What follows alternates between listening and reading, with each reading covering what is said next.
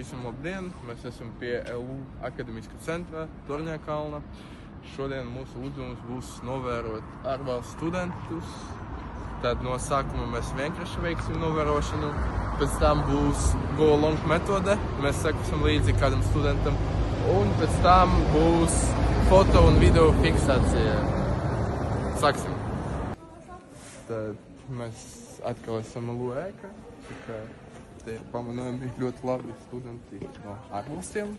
Tas ir protams no valodas, gan no ārvalstu, jo no viņiem tikai mēs nekad nedzirdējām latviešu valodu.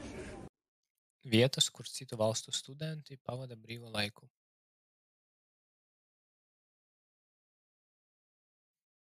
Objekti, kas norāda uz ārvalstniekiem. Daudz studentu ir arī kafejnīca, kur viņi daudz laika pavada, mācoties un dzerot kafiju. Intervija. So, hello. I have a couple of questions for you. Like, from start, where are you from? I'm from Germany. Okay, that's cool. So, why you came to Latvia? Like, why you choose Latvia for studying? Because I've looked for many places to study medicine, and I've had many opportunities to study also in other countries, but I've made my research and I've came to the conclusion that this university is quite good. I've seen this beautiful building, and I just thought, yeah, I think it's a good place, and then I've made the decision to come here. Okay, nice. So your expectations was high, yeah? Yes, and they were met. They were met the expectations. Okay, that's very nice. Go along method. Tad mēs sakojam līdzi, viņa tikko izgāja no LU ēkas, un mēs tagad skatīsimies, kur viņi ir. Tā kā šie ārvalstu studenti. Mēs turpinām mūsu pārgājienu, tagad mēs esam zem tilti. Viņš šņora savas šņoras tagad. Un mums tā kā sanāca maza pauzīte. Mēs pienācam krustojumam, tagad skatīsimies, kur viņi ies. Mēs turpinām. Var aplūkot, kur viņi ir tagad. Nezinu, kur viņi ir tālāk, bet ticamies.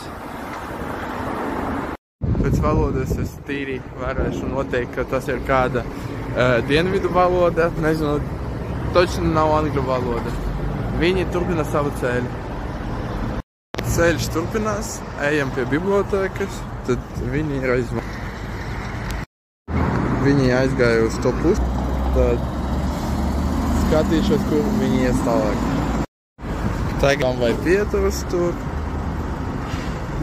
un gaida pirmo vai citu tramvaju visticamāk, lai brauktu savam kopītnem, tad viņi iesidīs tramvaju visticamāk. Tagad bildes ar atpūtas un novērošanas zonām.